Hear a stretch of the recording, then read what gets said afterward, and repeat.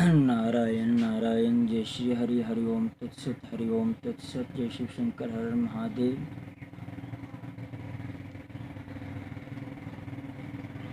सौभाग्य की बात है, हम लोग 15 अगस्त को स्वतंत्रता दिवस मनाने जा रहे हैं, परंतु इसके साथ ही दुर्भाग्य भी है कि स्वतंत्रता शब्द का अर्थ हमने इतना संकुचित बना दिया है कि प्रत्येक वर्ष सिर्फ झंडोत्तोलन, राष्ट्रगीत, राष्ट्रगान, कुछ सामूहिक सांस्कृतिक कार्यक्रम इत्यादि करके हम समझ लेते हैं कि हमारे बस कर्तव्य का निर्वाह हो गया, लेकिन कभी हम इन पर विचार नहीं करते हैं कि वास्तव में स्वतंत्रता है क्या।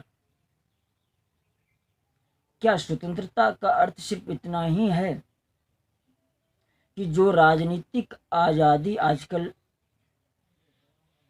जिसको हो आजकल कहा जाता है कि वास्तव में हम तो राजनीतिक रूप से पूर्ण स्वतंत्र हो गए हैं, जबकि व्यवहारिक धरातल पर ऐसा है नहीं। फिर भी हम मान के चलते हैं कि ठीक है। तो क्या स्वतंत्रता का अर्थ सिर्फ इतना ही हो जाता है कि हम प्रतिवर्ष समारोह मना करके अपने कर्तव्य का इतिश्री कर लेते हैं? क्या स्वतंत्रता का अर्थ सिर्फ इतना ही है कि अनुकरण मात्र करते जाना?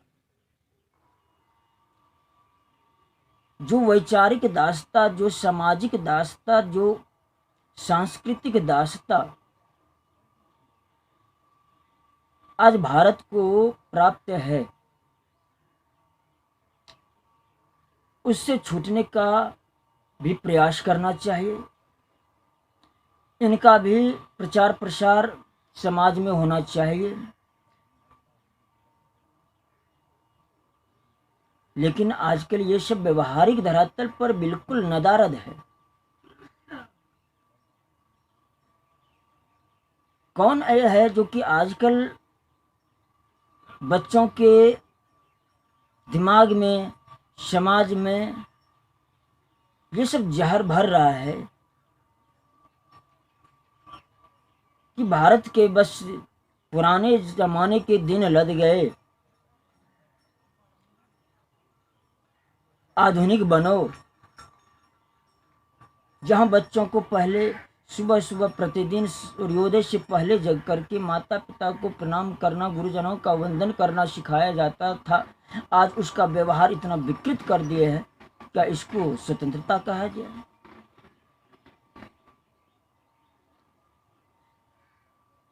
कि बिल्कुल संस्कृति को, अपनी संस्कृति को भुला करके उन अंग्रेजों की दासता मानसिक रूप से जो आज प्राप्त है उसी का अनुकरण कर लेना ही स्वतंत्रता कही जाए? तो सिर्फ इसका क्या मायने रखता है कि हम प्रतिवर्ष सिर्फ झंडोत्तोलन कर लेते हैं, राष्ट्रगीत राष्ट्रगान तक ही हम सीमित रहते हैं, लेकिन व्यवहारिक धरातल पर उतर करके हम कोई भी कार्य नहीं करते हैं, बल्कि उल्टे ही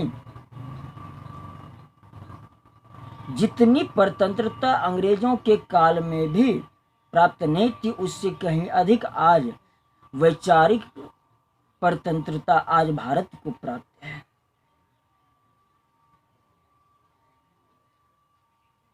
और आजकल इसको स्वतंत्रता कहना तो बहुत दूर की बात, स्वच्छंदता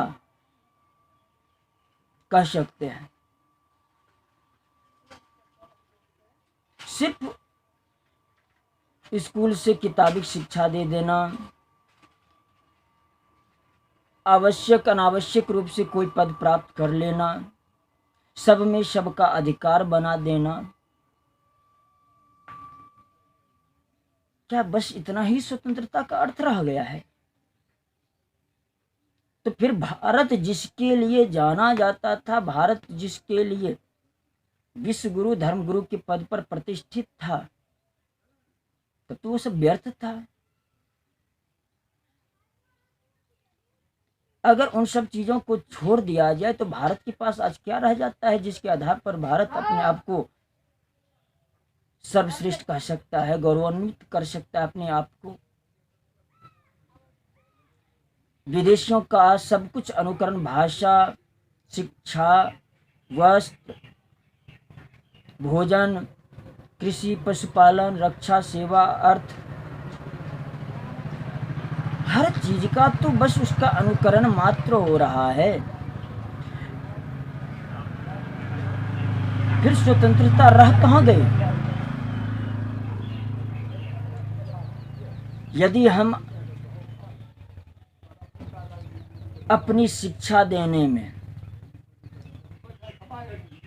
अपना भोजन, अपना वस्त्र, अपनी रक्षा व्यवस्था, अपनी कृषि व्यवस्था, अपनी पशुपालन व्यवस्था, इन सबको करने में पूर्ण रूप से अगर हम स्वतंत्र होते तो हाँ, हम कह सकते कि हम पूर्ण स्वतंत्र है। केवल छिटपुट जो राजनीतिक स्वतंत्रता मिले, बस उतने से ही अपने आप को संतोष कर लेना, क्या आगे पतन का मार्ग पुनः नहीं खोल रहा है भारत के लिए? ऐसी स्वतंत्रता को हम लेकर करेंगे भी क्या, जो स्वतंत्रता के नाम पर स्वच्छंदता और फिर बाद में जो उदंडता का रूप धारण कर लेता है। यानी आजकल स्वतंत्रता यानी शब्द तो वही है, लेकिन उसका अर्थ बदल दिया गया। यानी मनमाना आचरण करना, सब में सबका अधिकार हो जाना, बस यही स्वतंत्रता। तो फिर स्वच्छंदता और उदंडता स्वतंत्रता का ही पर्यायवाची शब्द बन करके रह जाता है। ऐसी स्थिति में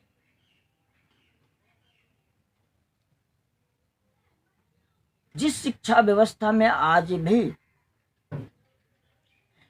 अंग्रेजी को ही प्रधानता दी जाती है, सब जगह अंग्रेजी भाषा का ही प्रयोग किया जाता है,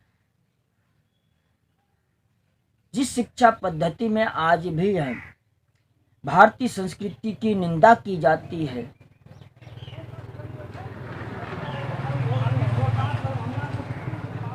हमारे आदर्श आराध्य भगवान श्री राम, भगवान श्री कृष्ण को काल्पनिक कहा जाता है, हम कैसे मान लें कि वास्तव में भारत स्वतंत्र है और ये किसी दूसरे विधर्मियों के द्वारा नहीं पढ़ाया जाता है? वर्तमान में जो शासन तंत्र है उसी के द्वारा आज भी ऐसी शिक्षा दी जाती है।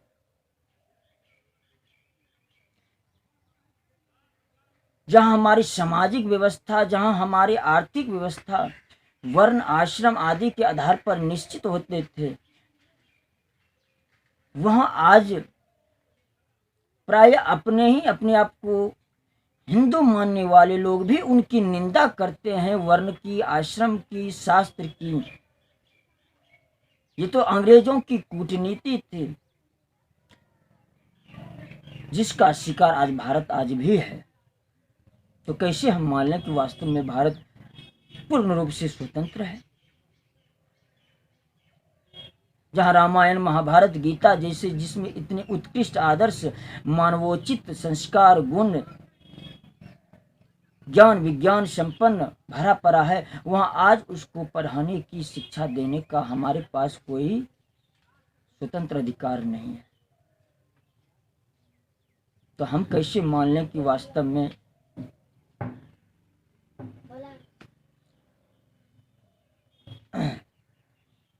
भारत हमारा पूर्ण रूप से स्वतंत्र हो गया?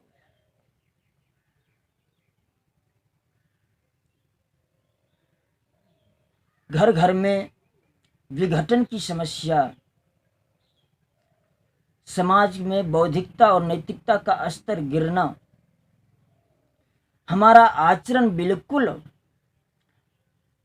मलेच्छों जैसा हो जाना, उसी के प्रति आकर्षण, उसी के प्रति महत्व बुद्धि हो जाना, अपनी संस्कृति, अपने धर्म, अपने शास्त्र, अपने सिद्धांत के प्रति घृणा का भाव, उपेक्षा का भाव हो जाना, ये परतंत्रता का सूचक नहीं तो क्या स्वतंत्रता का प्रतीक है? कदापि नहीं। कहने का भाव इतना है कि सैद्धांतिक धरातल पर भारत आज भी परतंत्र ही है, क्योंकि हमारा अपना कुछ भी नहीं है। न शिक्षा की प्रणाली हमारी अपनी है, न रक्षा की प्रणाली हमारी अपनी है, न सेवा की प्रणाली हमारी अपनी है, न अर्थ की प्रणाली हमारी अपनी है, न सामाजिक प्रणाली हमारी अपनी है। सब कुछ उन विदेशियों का अनुकरण किया हुआ है, जिनका हमारे शास्त्रों में मलेच्छों के नाम से मलेच्छ संस्कृति, असुर संस्कृति, राक्षसी संस्कृति का करके उसको त्यागने योग्य, निंदनीय माना गया है। आज उसी को मान करके स्तुति के योग्य उसकी प्रशंसा की जाती है और अपने ही संस्कृति के प्रति उपेक्षा का भाव उत्पन्न कर दिया गया है। इस घोर मानसिक परतंत्रता तो राजनीतिक परतंत्रता से भी अधिक घातक है। इसलिए हम लोगों का कम से कम जो अपने आप को सनातन हिंदू समझते हैं, गुरु ग्रंथ और गोविंद के प्रति स्थान्वित है, उनका दायित्व है कि व्यवहारिक धरातल पर उतर करके हमें अपनी संस्कृति, अपने सिद्धांत, अपने शास्त्र का प्रचार प्रसार करना चाहिए और इन छद्म स्वतंत्रता के भ्रम में न पड़ करके वास्तविक स्वतंत्रता हमारे जीवन में आए, उनके लिए प्रयास करना चाहिए। जय हिंद, जय भारत।